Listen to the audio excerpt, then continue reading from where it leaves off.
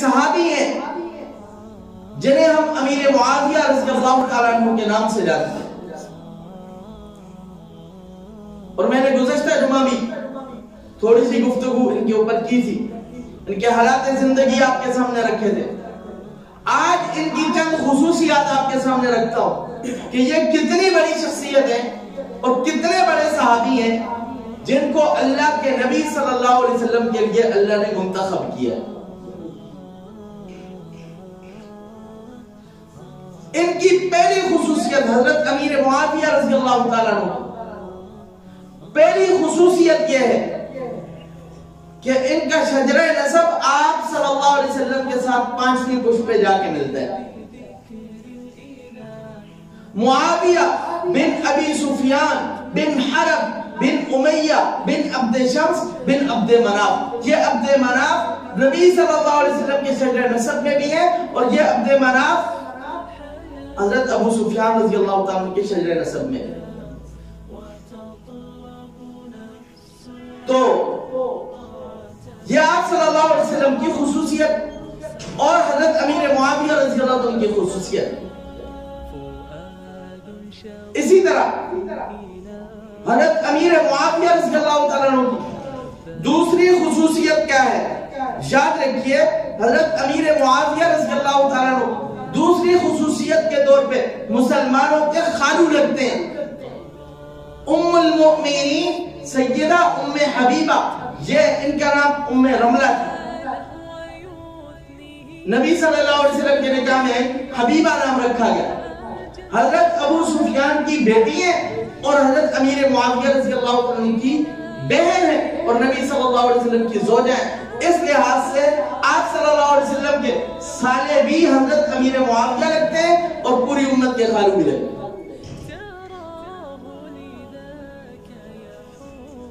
اور اسی طرح تیسری خصوصیت ان کی کیا ہے؟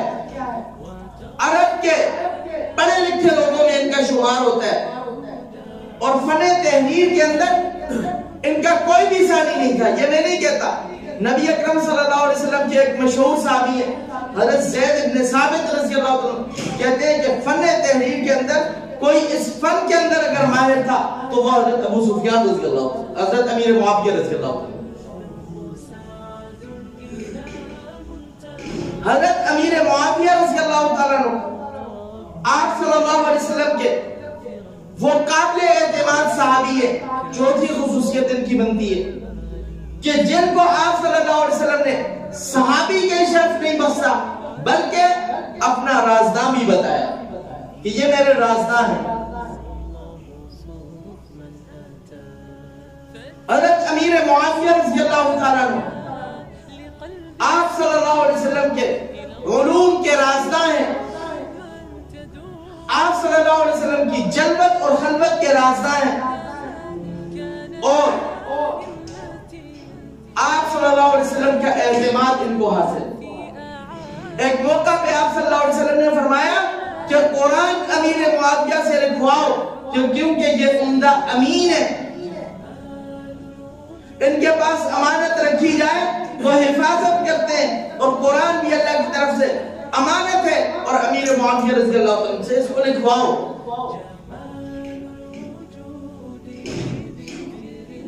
اور پانچویں خصوصیت ان کی یہ ہے کہ یہ کاتب وحی ہے، قرآن لکھنے والے ہیں، قرآن کی کتابت کرنے والے ہیں.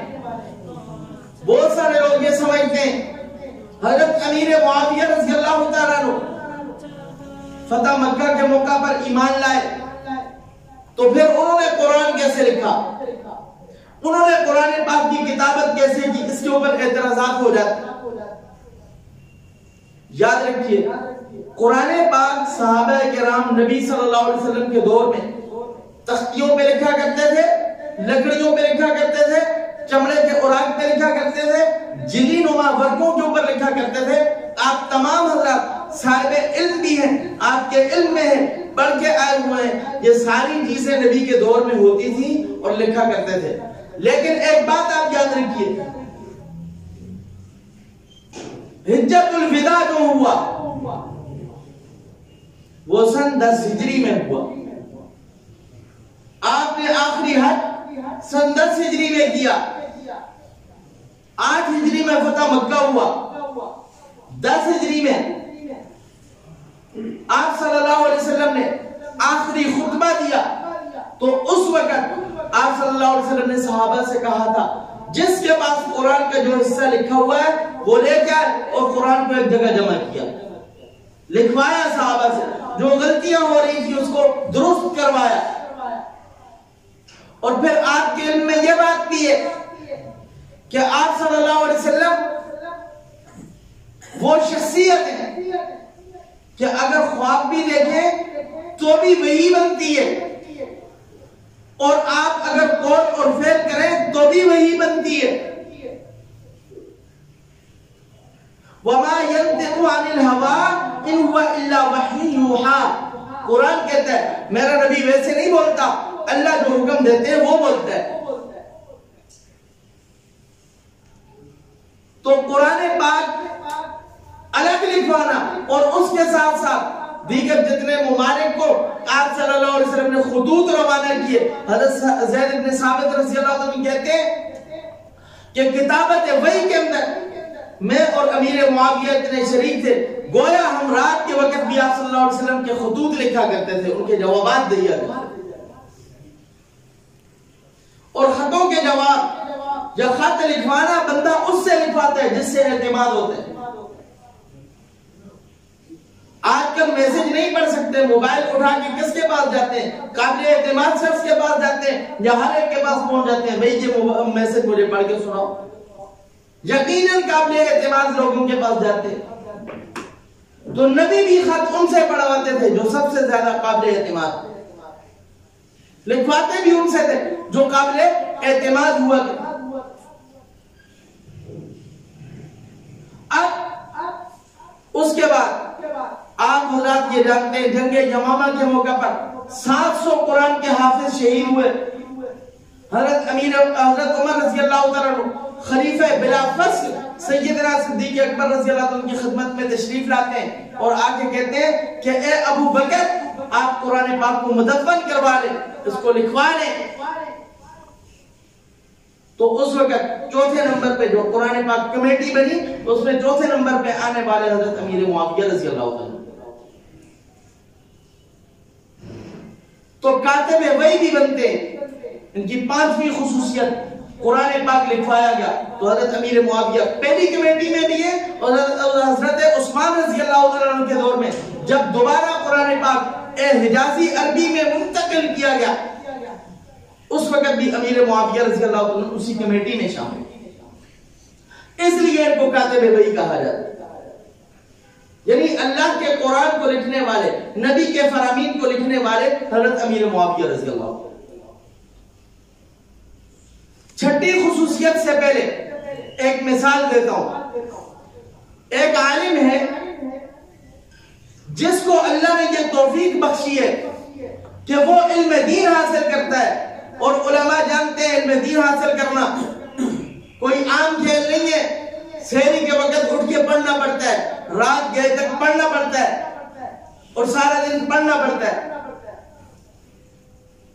قرآن کے علوم میں غوطہ زن ہونا پڑتا ہے, اور پھر راتوں کو اٹھ کے اللہ سے قبولیت کی دعائیں منگوانی پڑتی ہیں کہ اللہ مجھے اس دین کے علم کے لیے قبول فرما. یہ ویسے ہی حاصل نہیں ہوتا. یہ جو آپ کے سامنے علماء آتے ہیں جن کو ہم ملا ملا کہہ دیتے ہیں, ان کے لیے یہ ہلکا لفظ استعمال نہ فرمایا کریں, مہربانی ہوگی آپ کی. کیوں؟ یہ وہ شخصیت ہیں جو قال اللہ قال الرسول پڑھتے ہیں تو جب یہ پڑھتے ہیں باوضو ہو کے بیٹھتے ہیں.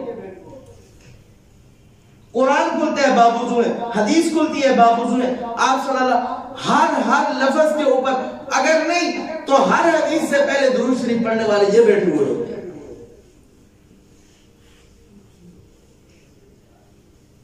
تو یہ علماء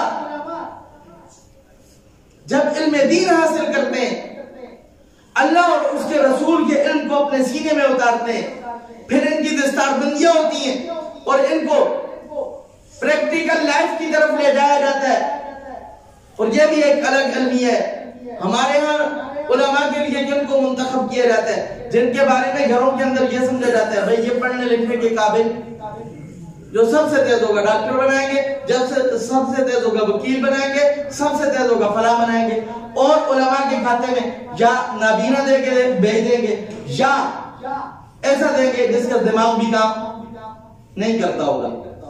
لیکن یہ قرآن کی برکت، یہ حدیث کی برکت، اب وہ علوم نبویہ کی برکت ہے، جب وہ علم حاصل کر کے آتا ہے آگے وہ کھڑا ہوتا ہے، پیچھے وہ کلا کھڑے ہوتے ہیں،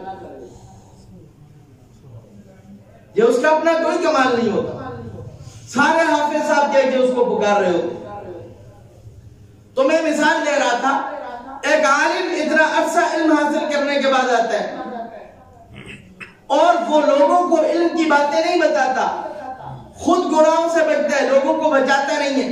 اس علم کا فائدہ صرف اور صرف اس کی ذات کو ہو رہا ہے، نہیں ہو رہا، لوگوں کو اس سے کوئی فائدہ نہیں ہوا۔ دوسرا عالم وہ ہے جو علم تو حاصل کر کے آیا، لوگوں کو اس نے بتایا، خود عمل نہیں کیا، لوگوں کے لیے فائدہ مند ہو گیا، اس کی اپنی ذات کے لیے اس کو فائدہ۔ اور ایک تیسرا عالم بن کے آیا جو لوگوں کو بتا رہا ہے، دین کے علوم سکھا رہا ہے اور دین پہ چلا رہا ہے، ساتھ خود بھی چل رہا ہے۔ بتاؤ ان میں سے بہتر کون سا ہے؟ یقیناً ہر سمجھدار بندہ کہے گا تیسرا بندہ بہت بہتر ہے۔ امیر معاویہ رضی اللہ عنہ کی شخصیت کیا ہے؟ یہ تیسرے بندے جیسی شخصیت رکھتے ہیں۔ کیوں؟ اللہ کے نبی نے فرمایا اللہم اجعلہ ہادیا مہدیا واہد بہ، اے اللہ معاویہ کو ایسا بنا کہ ہدایت اس کو مل جائے، ہدایت اس کو مل جائے اور ہدایت میں یہ چل جائے اور آگے دوسرے لوگوں کو چلا دے۔ اللہ کے نبی صلی اللہ علیہ وسلم کی یہ دعا امیر معاویہ رضی اللہ عنہ کے حق میں قبول ہوئی ہے۔ یہ ان کی چھٹی خصوصیت ہے۔ ساتویں خصوصیت، اس سے پہلے ایک بات یاد رکھیے، احادیث میں علماء جانتے ہیں کچھ احادیث حسن ہوتی ہیں، حسن لذاتی اور صحیح ہوتی ہیں، اور کچھ ضعیف ہوتی ہیں اور کچھ موضوع ہوتی ہیں۔ میں ساری اقسام نہیں بیان کر رہا کیونکہ آج مجھے یہ عہد حاصل ہے یہاں پہ، یہاں ہماری ٹریننگ کے لیے علماء تشریف لائے ہوئے، ان کے سامنے جو علمی بات آ رہی ہے وہ علمی بات بھی بیان کرنی چاہیے۔ تو موضوع روایات وہ روایات ہوتی ہیں جن کو یہ سمجھیے کہ آپ ان کے اوپر عمل بھی نہیں کیا جا سکتا، اگر بیان ہو تو قابل عمل ان کو علماء نہیں سمجھتے۔ ضعیف روایت وہ ہوتی ہے جو فضائل میں چل سکتی ہے، جو فضائل میں چل سکتی ہے، یعنی کسی نہ کسی درجے میں اس کے اوپر کہیں نہ کہیں عمل ہوتا ہے، اور کہیں نہ کہیں سے مراد یہ ہوتی ہے اس جیسی دوسری حدیث کہیں پہ موجود ہوتی ہے اور اس کے اوپر امت عمل کرتی ہے۔ تو یہ فضائل کے ابواب میں چل سکتی لیکن موضوع روایات نہیں چل سکتی۔ امیر معاویہ رضی اللہ عنہ کی فضیلت کے بعد میں مناقب امیر معاویہ کے اندر عوف ابن مالک رضی اللہ تعالیٰ عنہ کی وساطت سے ایک واقعات ہے، اور یہ یاد رکھیں یہ ضعیف ہے، اس کا درجہ کیا ہے؟ ضعیف ہے، لیکن فضائل میں میں نے کیا کہا چلتی ہے۔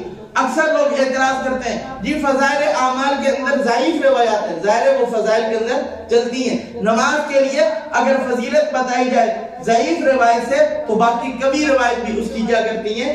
تائید کر رہی ہوتی ہے۔ ذکر کے لیے اگر ایک روایت ضعیف آ رہی ہے تو باقی کبھی روایات اس کی تائید کر رہی ہوتی ہیں۔ تو حضرت امیر معاویہ رضی اللہ عنہ کے واقعہ یہ لکھا ہے، عوف ابن مالک کہتے ہیں میں ایک مقام ہے اریحہ، اس کی مسجد میں سویا ہوا تھا۔ ظاہر ہے اس وقت گیٹ وغیرہ تو نہیں ہوتے تھے، مسجدیں اوپن ہوتی تھی، تو ایک شیر وہاں پہ آ گیا، کہتے ہیں میں ڈر کے اس کے خوف سے اٹھ کے بیٹھا تو اس شیر کو اللہ نے قوت گویائی عطا فرمائی، بولنے کی قوت اللہ نے اس کو عطا فرمائی۔ تو وہ شیر کہنے لگا امیر معاویہ کو میرا سلام کہنا، اور اللہ نے میرے دل میں یہ بات ڈالی ہے امیر معاویہ جنتی ہے۔ امیر معاویہ کیا ہے؟ یہ ان کی الگ خصوصیت ہے کہ ایک جانور کی طرف سے اللہ رب العزت نے ان کو پیغام پہنچوایا۔ اسی طرح